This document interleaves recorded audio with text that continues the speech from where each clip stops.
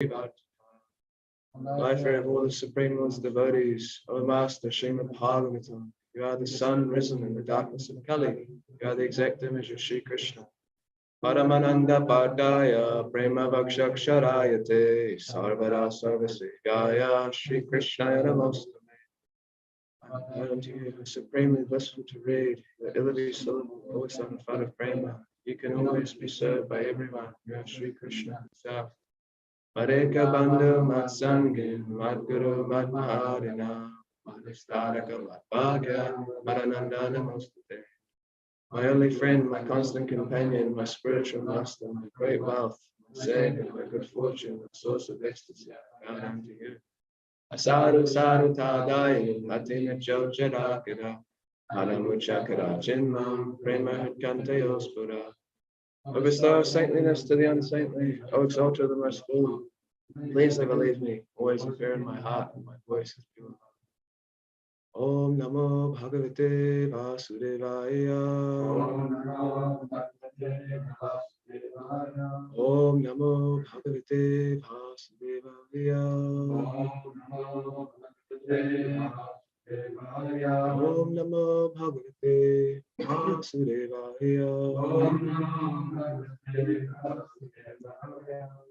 So reading chapter number 9, Dhruva Maharaj returns home, and been asked to speak on text number 10.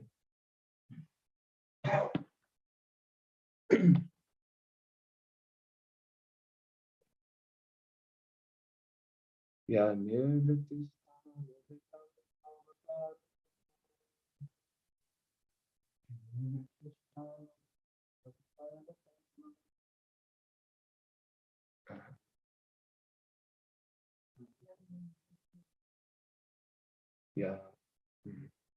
Dhyana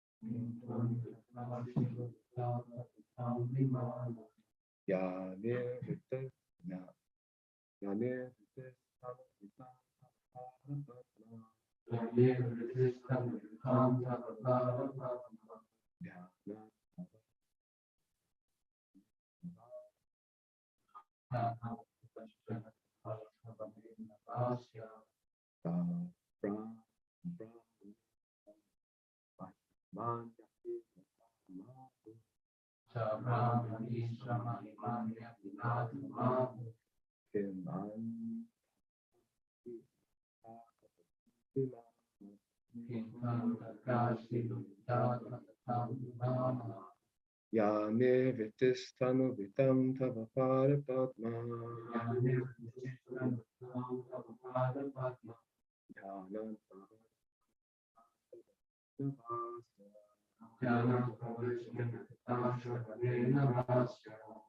Sabrahmani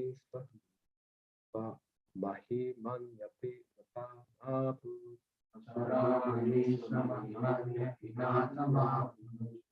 Pantakashi Tatpatipamimana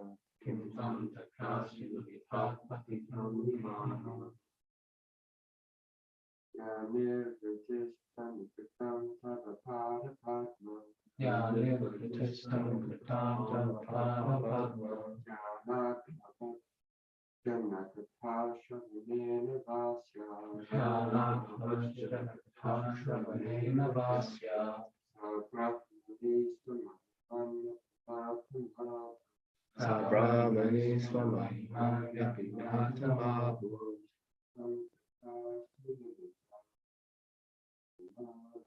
Kintam Takashi Lulitapatatam Vimana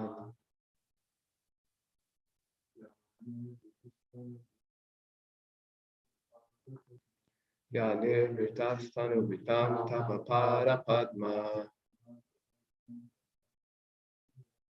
Dhanat Bhavajjana Kata Shravanena Vasya Sa Brahmani Swamahimanya Vinatama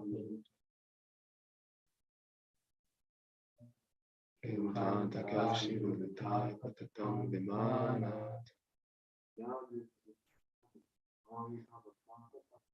Yanivritam Tavapada Padma Yana Bhavajtana Katasha Vanena Vasya Sa Brahmani Swamahimanya Vinatama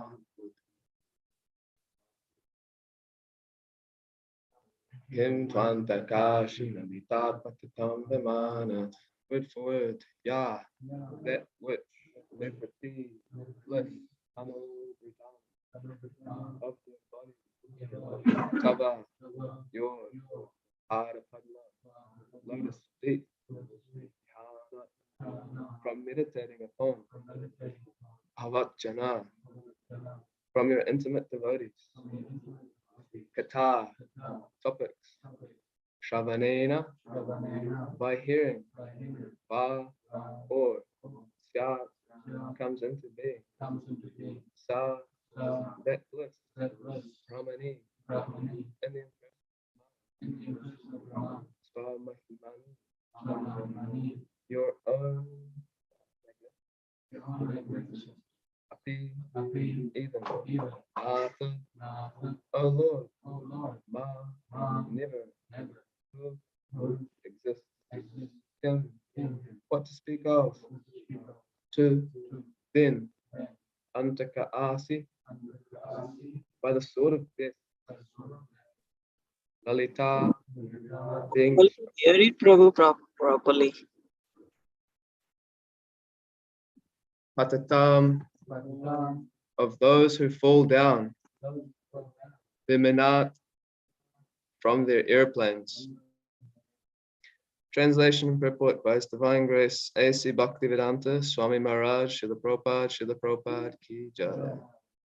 My Lord, the transcendental bliss derived from meditating upon your lotus feet or hearing about your glories from pure devotees is so unlimited that it is far beyond the stage of Brahman Ananda, wherein one thinks himself merged in the impersonal Brahman as one with the Supreme, since Brahman Ananda is also defeated by the transcendental bliss derived from devotional service. Then what to speak of the temporary blissfulness of elevating, which is ended by the separating sword of time? Although one may be elevated to the heavenly planets, it falls down in due course of time. Purport. The transcendental bliss derived from devotional service, primarily Shravanam Kirtanam, cannot be compared to the happiness by elevating themselves to heavenly planets, Kanis or yogis, to enjoy oneness with the supreme personal Brahman. Yogis generally meditate upon the transcendental form of Vishnu, but devotees not only meditate upon him, but actually engage in direct service of the Lord. In the previous verse, we find the phrase Bhavapyaya, which refers to birth and death. The Lord can give relief from the chain of birth and death. It is a misunderstanding to think, as do the monists, that when one gets relief from the process of birth and death, he emerges into the Supreme Brahman. Here it is clearly said that the transcendental bliss derived from Shravanam Kirtana by pure devotees cannot be compared to Brahmananda, or the impersonal conception of transcendental bliss derived by merging into the Absolute. The position of karmis is still more degraded. Their aim is to elevate themselves to a higher planetary system. It is said, Yanti Deva Vratad Devan. Persons who worship the demigods are elevated to the heavenly planets, Bhagavad Gita 9.25. But elsewhere in Bhagavad Gita 9.21, we find, Kshine Punye Martya Lokam Vishanti. Those who are elevated to the higher planetary systems must come down again as soon as the results of their pious activities are exhausted. They are like the modern astronauts who go to the moon as soon as their fuel is used up, they are obliged to come back down to this earth. As the modern astronauts who go to the moon or other heavenly planets by force of jet propulsion have to come down again after exhausting their fuel, so also do those who are elevated to the heavenly planets by force of yagyas and pious activities. Antakashi Bhuluta. By the sword of time, one is cut from his exalted position within this material world, and he comes down again. Dhruva Maharaj appreciated that the results of devotional service are far more valuable than merging into the absolute or being elevated to the heavenly planets. The words Patitan are significant. Vimana means airplane. Those who are elevated to the heavenly planets are like airplanes which drop when they run out of fuel. Om Ganatimirandasya Gananjana Shalakaya Chakshu Militam Yena Tasmai Shri Guruve Namaha. Jai Shri Krishna Chaitanya Prabhu Nityananda Shri Advaita Gadadha Shri Vasari Gaura Bhaktavinda Hare Krishna Krishna Krishna Hare Hare Hare Rama Rama Rama Hare Hare. My Lord, the transcendental bliss derived from meditating upon your lotus feet or hearing about your glories from pure devotees is so unlimited that it is far beyond the stage of Brahmananda, wherein one thinks himself merged in the impersonal Brahman as one with the Supreme. Since Brahmananda is also defeated by the transcendental bliss derived from devotional service, then what to speak of the temporary blissfulness of elevating oneself to the heavenly planets, which is ended by the separating sword of time. Although one may be elevated to the heavenly planets, he falls down due to the course of time. So upon reading this verse, we're hearing the realization of Dhruva Maharaj after he has had darshan of the Lord. His meditation was broken where he could see the Lord, and then he came out of his meditation and he saw the Lord before him. And the Lord blessed him and allowed him to offer suitable prayers. So this is more or less the beginning of his prayers. And he's explaining that the highest form of happiness comes from meditating and thinking about, hearing, chanting about you, about the Supreme Personality of Godhead.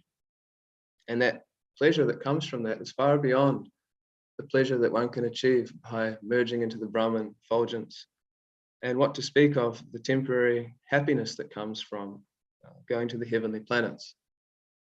So this realization, it reminds me of a particular section of Nectar of Devotion, which has always caught my attention when I read through this book. There, Srila Prabhupada, he explains how there's 3 different types of happiness.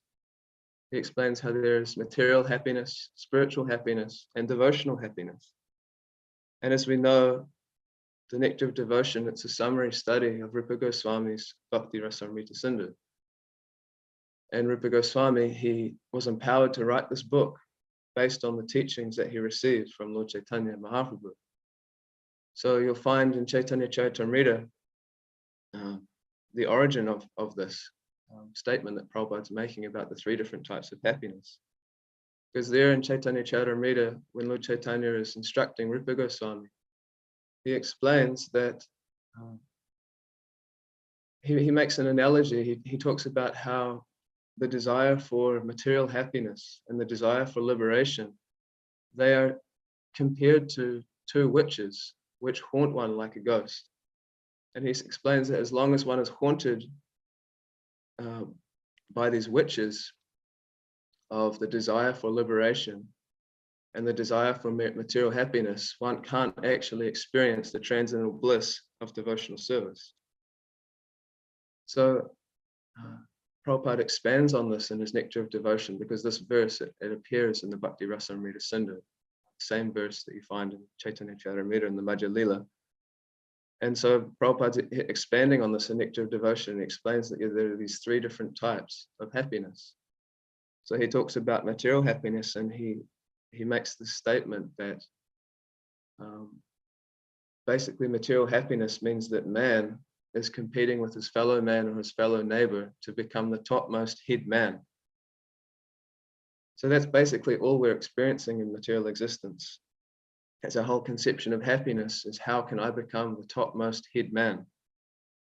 Whether we're a young kid or an old man or somewhere in between, we're always trying to achieve this position of becoming the topmost head man. It's like as a kid, we'd play sports, play soccer and play rugby. And at the end of the match, you might get the Player of the Day award where everyone recognizes that you were the best player on the field. And you get your certificate or you get your trophy and everyone cheers you on, especially your parents and your friends. And you feel like, yeah, I'm something significant. I've done something of value. And there's this feeling of happiness that comes. And so as you grow up, you strive to become significant in some way, shape, or form. You go to school and you want to become the most academic, or you want to achieve in some way, go into music and become an expert musician, or you get into sports again and you want to become the best in the field. Some way we want to try to show that we're significant, that we're better than others. And by doing that, then we feel this sense of happiness. And as Kali Yuga progresses, we see that the way by which people try to prove their significance becomes more and more strange. As a kid, I used to relish reading the Guinness World Book of Records because in there you'll find all of these different varieties of people who have made themselves feel significant by doing the strangest things. And as a kid, it was entertaining to read through all the different varieties of records that people had broken.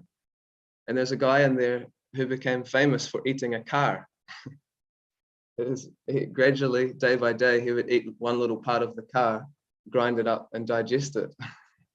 And he was made famous for eating a car. So you can't imagine what an Ayurvedic doctor would say about that, but I can imagine that it wouldn't be so good for your digestion. But he was so determined to get some sort of adoration, some sort of respect, some sort of appreciation as being able to do something that no one else could do. So we've come to this material world to prove to everyone that we're something significant. And if we get an opportunity to express that and we're encouraged by others, then we feel very satisfied. So it's the job of Maya to convince us that we have achieved, we have done something significant. And we all experience that in life unless we're fortunate to have grown up in a devotional family. But even then still we may get this experience of we feel like we've done something very significant, and within our mind we can imagine that the whole world is appreciating us. So Maya makes that arrangement that, yeah, you have done something very significant and you're very unique. On the street yesterday, I was out for a brief period of time on Queen Street trying to distribute books. And I was thinking about this, and I was just watching all the people passing by. And everyone has their own unique style, their own unique way of expressing themselves. And every individual thinks that their style is the best and that everyone should follow them. So this is Maya. She convinces us that somehow what we're doing is better than anything that anyone else is doing. And in this way, we think that, yeah, I can continue my life like this, and I'll just keep doing. I'll keep making achievements, and I'll keep doing things that everyone else appreciates, and I'll have a very successful life. I'll leave some tracks in the sand when I leave my body. But the reality is that however significant we think we may be, we'll become humbled by time. No matter what body you're in, whether you're in a very strong, handsome male body, or you're in a very beautiful woman's body, or you have a lot of wealth, or whatever it may be, it will all be taken away and will become humbled. Even if you're in an animal's body, there's 8,400,000 different varieties of bodies that you can try to become the Lord of the universe. And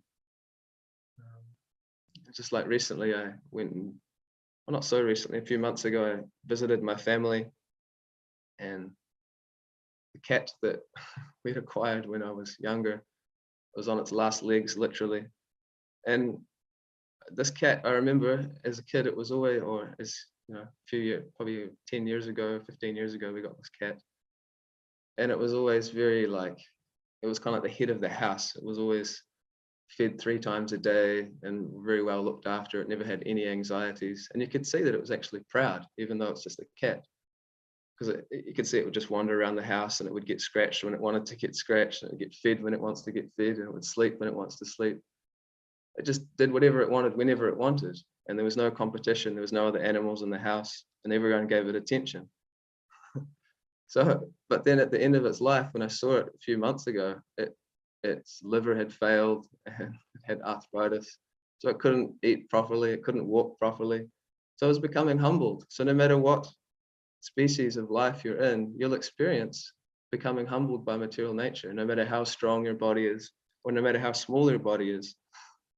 Either way, you will be humbled by material nature. So to strive for achieving happiness in the material sense, to do something or become something significant materially in the eyes of others or in our own mind, it's foolish, because it will all be taken away from us. But we've been trying for so many births to achieve happiness in this way. So in one sense, it's to be expected that we may even carry this over into our attempts to become Krishna conscious. When I first came to Krishna consciousness, I would look around and I would always appreciate those who appeared to be very expert in whatever it was that they're doing. If they're expert playing mridanga, expert in singing, expert in distributing books, whatever it may be. And I used to think, well, I can't wait to become like that, because everyone will appreciate me for my abilities in Krishna consciousness. And I remember some of the older brahmacharis, when I moved into the ashram, would share their realizations about how even if you become the best book distributor, it's not enough to keep you on the street. You won't be satisfied with just that feeling of appreciation and acknowledgement that you're the best. You won't be satisfied with it. And we have seen that there are devotees who come to the ashram and they do wonderful service, distribute so many books, but then they will move on they may move on somewhere else. So that experience in of itself of becoming the best in whatever field, it may provide some feeling of happiness for some period of time, but then very quickly it becomes old. And for myself, although I'm not a full-time book distributor, I get the opportunity to go on book distribution, but even in other services, I've noticed that you can cook a nice feast and everyone will appreciate. And then you think, oh, this is the service for me. I'll just become a full-time cook and I'll just get my glories sung. And then the next week you cook a feast and you forget to put salt on the rice, you burn the dal, you forget to put sugar in the halava, and everyone's having a real tough time trying to, take prasadam. And you think, oh, well, this isn't the service for me. I've got to find some other service now. So this is what it means to have a motivation when we perform devotional service, that when we don't get the result that we want, when people don't appreciate us for what we do, then we become discouraged and we think, oh, I don't want to do the service anymore. So therefore it doesn't satisfy us because it's motivated and it's interrupted. And we know that to actually be satisfied, our devotional service has to be free from material motivation and it has to be uninterrupted. So if we're just thinking, yeah, I want to become a good mridanga player so everyone will appreciate me, or I want to become a good this or a good that, then our service will stop, because in the material world, we have that experience also, that if we try our best to do something and we're not reciprocated with, people don't appreciate it, then we won't do it again. We'll just move on to something else that we are good at. But in bhakti, it's not like that. We're supposed to be motivated just to please Krishna, regardless of what the result is, regardless of whether someone appreciates or someone doesn't. So this is how this witch haunts us like a ghost. I don't know if you've ever seen anyone who has been haunted before, but prior to Krishna consciousness, I lived in a house with all sorts of persons, characters. And yeah, the house was a very rundown old place, a student flat in Dunedin, which are notorious for being underkept or neglected. And I remember often coming home into this house and going upstairs, and almost every time when I'd go home at night, coming up the stairs, you could feel something coming up behind you as you're going up the stairs. There was some presence there. And now I know, obviously, it's a Buddha. So there was something living in there, and it would feel very creepy as you'd walk up the stairs. There's this thing hovering over you. So the desire for material enjoyment is like that while we're performing devotional service. It's this thing hovering over us, and it's actually creepy. It's not nice. It takes away our offering to Krishna. So gradually we have to realize that, and I'm speaking to myself, that this desire, it won't actually fulfill the heart. So we have to realize that actually whatever we appear to be significant at doing, first of all, if we are actually significant and talented at doing something, that firstly, it's actually only by Krishna's mercy, spiritual master's mercy. And that secondly, in the grand scheme of things, we're actually very insignificant. We're very tiny. Just like we know the story of Lord Brahma. He's the topmost person, topmost head man in the universe. But even he became humbled when he went to see Lord Narayan, I believe, knocked on the gates of Vaikuntha. The guards come out and say, "Who are you?" And he says, "Well, I mean, you know, what do you want?" And he says, "Oh, I'm here to see Lord Narayan." And they go in, they say, "Okay, we'll go and see." And they come back out and they say, "Oh, Lord Narayan just wants to know which Brahma are you? Or which Brahma?" And he says, "Well, what do you mean, which Brahma? I'm Lord Brahma, you know, the one with 4 heads." I say, "Okay." So they go back in and they say, "Yeah, sure, you can come in now." So Lord Brahma goes in to see Lord Narayan, and they converse. And then Lord Brahma is about to leave, and he says, "Well, I just have one question. You know, why did you ask which Lord Brahma it was?" And then at that moment in time, Lord Brahma sees an unlimited amount of other Lord Brahmas appear and all simultaneously offer obeisances before Lord Narayan. Some of them have 10 heads, some of them 100, and some of them thousands, some of them millions of heads. And Lord Brahma immediately realizes that, oh, actually, I'm not so significant in comparison to these persons. So what to speak of us? We may think that we're significant, but actually we're, as Prabhupada says, just like a glowworm in the presence of the moon. We're very small and very insignificant. But if we develop the right mentality, then we can actually become significant. Because Krishna explains to us, Patram Pushpam Palam Toyam, that if you just offer me a leaf, a flower, fruit, or water with love and devotion, then I'll accept that. So that's very significant, that you, the tiny living entity, tiny little minute particle of consciousness, can offer something to the Supreme Absolute Truth and he'll accept it. That's significant, but you have to have the qualification of love and devotion. Whereas you can do the most expert thing, you can engineer the whole universe. But if you become proud and you think that you're significant, then Krishna won't accept it. He won't accept your offering. Or he may do it, but it won't be very pleasing to him. So if we're the most expert, but we have the wrong mentality, then it's insignificant. But even if we do the smallest thing by offering just a flower to Krishna, if we do it in the right consciousness, then we're significant. We're doing something to actually please Krishna. So this is how material happiness, it stops our bhakti. If we're thinking that we're so awesome, Krishna doesn't appreciate it. We know that from reading the Bhagavatam, that when even the gopis displayed even a tiny piece of pride within their minds, then Krishna disappeared. So we gradually want to become free from this influence. And the second type of happiness that Prabhupada talks about, he calls it spiritual happiness. But then he explains that actually it's really just an extension of material happiness. That one becomes embarrassed by the material world and then he wants to become one with God. So, you know, we understand that, of course, this will never satisfy us because by nature we want relationships. if we're all one, then where's the question of relationship? Prabhupada explains this in the Bhagavad Gita, that you have three essential things that you can't erase from the true self, that you're Sat, Chit, and Ananda. So in the Brahman effulgence, you experience Sat and Chit, you experience knowledge and eternity, but your knowledge isn't developed enough to understand that you're the servant of Krishna. So you miss out on that Ananda, that feeling of bliss. Sometimes people say that, oh, you guys, like I'm reading with this young person at the moment, this young man online over WhatsApp, and he said, he was explaining to me, he said, I'm a bit confused because you guys are saying, sense gratification is bad. And, but from what I understand, you guys are just avoiding sense gratification so that you can have sense gratification in the spiritual world. So what's the difference? Why not just have it here?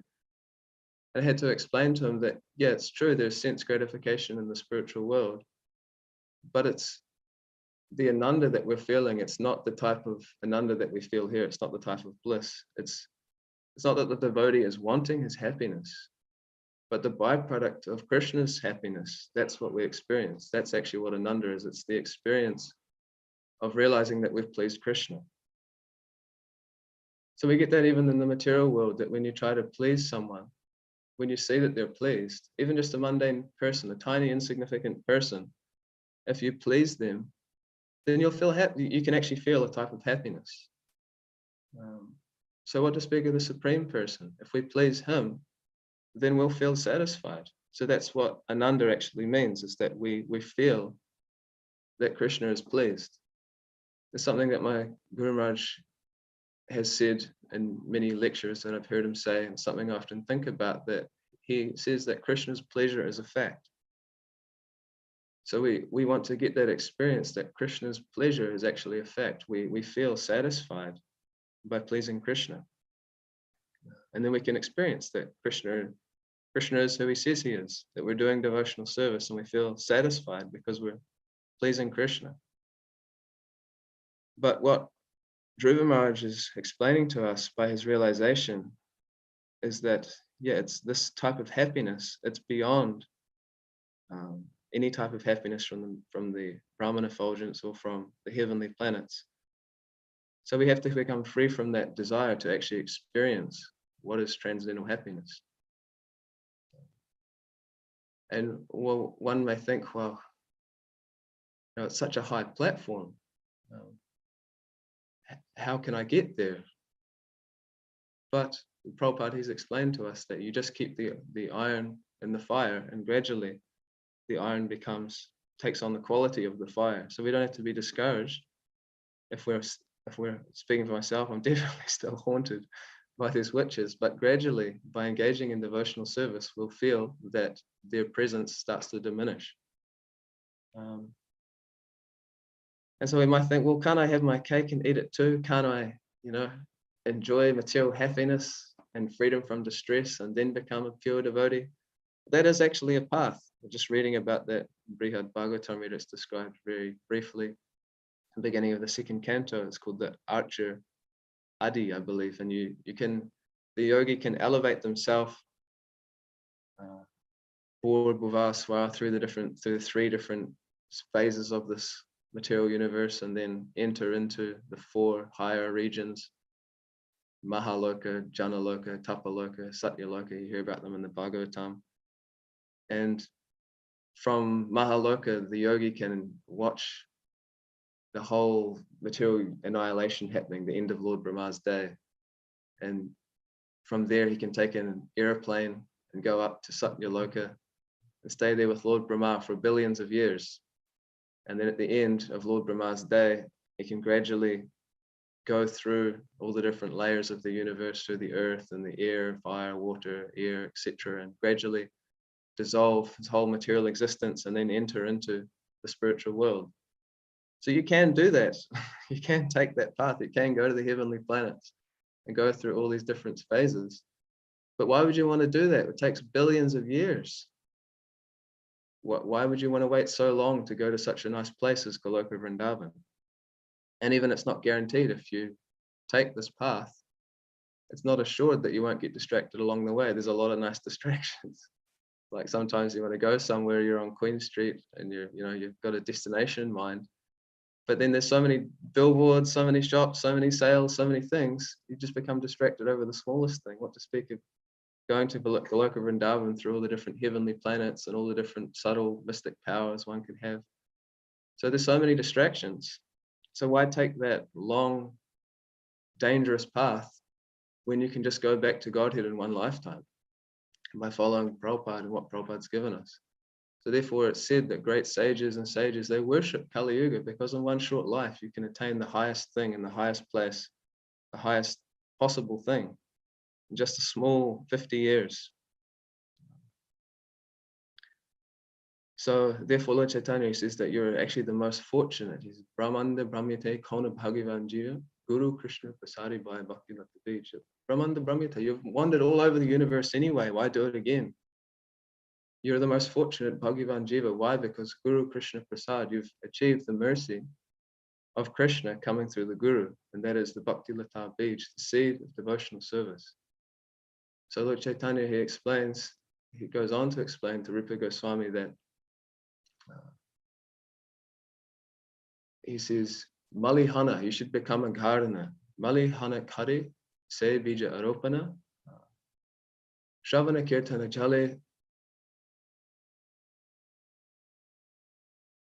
So he explains here that you become a gardener and you water the seed of devotional service by Shravana Kirtana Jali. The Jali, the water that you put on the seed, is Shravana Kirtana, is hearing and chanting about Krishna. And then gradually, you'll attain love for Krishna. It's a process, it's a science. We hear that we begin with Shraddha, with a little bit of faith. And then you go through the various phases. You associate with the devotees. You start your devotional service. You start to become free from the unwanted things, from the desire for material happiness, from the desire for liberation. And then you become fixed. You become steady. And then you develop taste. And then you develop attachment. And then you develop what we hear is something called bhava. So it's a whole process. It's a whole science. And that's what's been given to us. That's what's available. But we have to read the books. We have to understand it, what the process is, how to apply it, so that we can get the result. And then in one short life, we can go back to the spiritual world. Sometimes it's said that, it takes 3 lifetimes. I've heard His Holiness Shiva Ramraj and also Bhaktivedanta Swami, they have this interesting discussion about this. And they explain that, yes, first life you do sadhana bhakti and you practice remembering Krishna. And if at the time of death you remember Krishna, if you're not already on the platform of bhava, then that remembrance of Krishna, it will take you to that platform of bhava. And then from bhava you become qualified to go to Bhoma Vrindavan, where Krishna's pastimes are taking place in the material universe. We read about this in Prabhupada's books, that one takes his birth there on the platform of bhava, and you get the association of Nitya Siddhas, eternally liberated devotees of Krishna. And you associate with them and you learn how to become a perfect devotee of Krishna, and gradually you develop prema. This is your second birth, and then from there you transfer yourself to the original Goloka Vrindavan. So why would we not want to take up that process, such a short process, only 50 years? It goes so fast. As we experience every year, it goes faster and faster. So why settle for anything else? Why not try to understand what the Bhagavatam is saying, what Dhruva Maharaj is saying, that actually there is nothing higher than the bliss of hearing and chanting about Krishna. So therefore we should have faith, and we should try to apply what the Bhagavatam is telling us, what our spiritual master is telling us. Try to live in the association of devotees, follow the process, and very quickly we can actually achieve the highest goal. Well, stop there. You ask for questions. Just finish. Considering the time. Is there anyone want to say anything? Any questions? Hare Krishna, Nandaraj Prabhu. Would you like to say anything, or is there any questions there? Or we still got a few minutes. Anybody got any reflection there are 15 people on the group. Anybody comments? From myself, Prabhu, I just want to thank you for such a nice class. When somebody like derive pleasure, like watching a soccer match or rugby match, and your team wins, you get euphoric satisfaction. Is that a mental form happiness, or what sort of happiness is that? Yeah, well, we know that we identify with our body as being the self, and we identify with things in relation to our body as being the self, as ours. So we identify with our family, and then Prabhupada says we identify with our nation.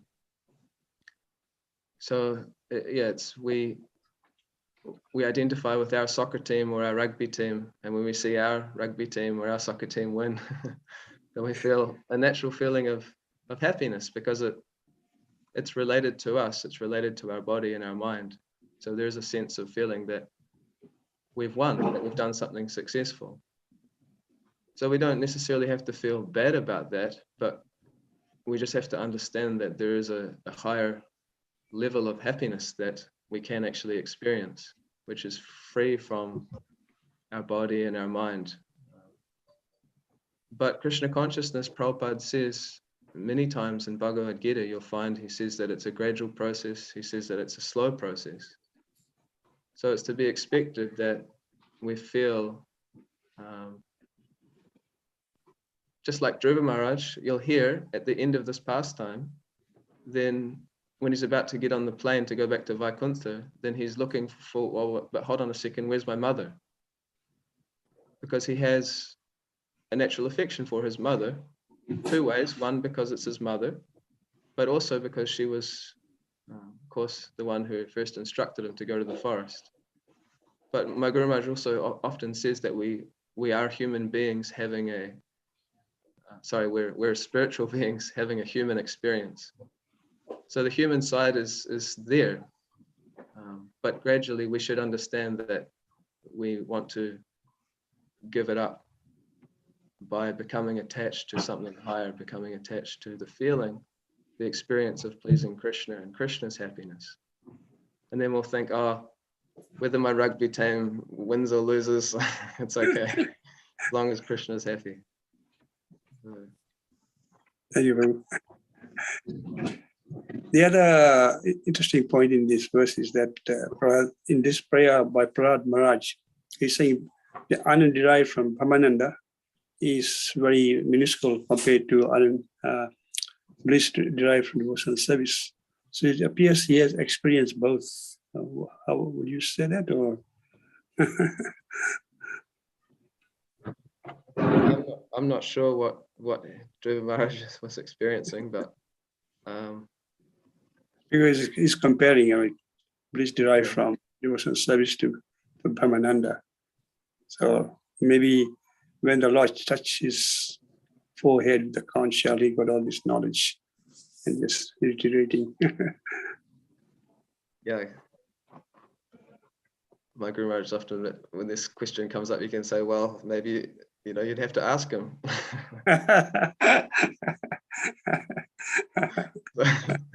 Of course, he's got a humorous side, so. Okay, thank you. I can't say. Maybe someone else can say. Anybody want to comment on the forum? We have Nalinikan Prabhu and the devotees.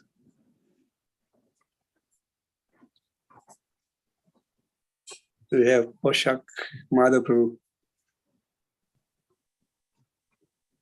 Hare Krishna. No, it's very nice lecture, Prabhu. Very enjoyed it. Yeah. Thank you. Glories to Prabhupada. So, Prabhu, very nice class about that happiness. I would like to know that you discussed about the three different types of happiness. One is material, and second is spiritual. What's the third one, please? Oh, sorry, I missed that. Yes, devotional. That's the third type. So that's Krishna consciousness. So you can find this in Nectar of Devotion. Unfortunately, I can't give you the section where, I forget now, but. Yeah. Okay, thank you, Prabhu. Hare Krishna. Hare Krishna. Okay, anybody else got any reflection, comments before we end? There doesn't seem to be any. So I'd like to thank His Grace, Aravinda. Prabhuji, for a very wonderful class. Thank you, Prabhu. Srila Prabhupada ki jai, Shri Gurudev ki Gaur Bhaktani Gautam Haripur. Vanchakar Padravesha. Kripa Sindhu Vaye Vajapatitana Pavane Vaishnava Bhavamanam Ananta Koti Vaishnavrinda ki jai. Thanks, Prabhu. Hare Krishna. Aravinda Nabha Prabhu ki jai. Gautam. Jai. Jai. Thank you. Hare Krishna.